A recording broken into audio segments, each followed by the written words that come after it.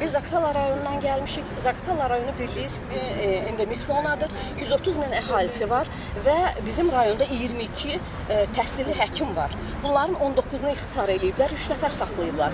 Nə dərəcədə düzgündür ki, 130 min əhaliyə 3 nəfər həkim xidmət eləsin. Yaxşı, bugünkü gündə həkim nə etməlidir? Bu ölkənin ziyalı təbəqəsi gedib bazarda işləsin, getsin avtobus maşın sürsün, getsin küçə süpürsün. Nə etməlidir həkim?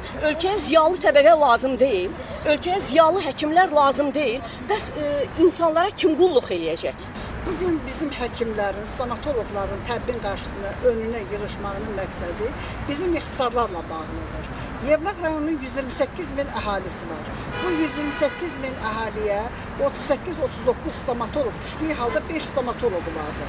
Onun da 3'ünü ixtisar ediblər, ikisini saxlayıblar. Bu tərəfindən həkim stomatoloqlar kütləvi ixtisara yalnız.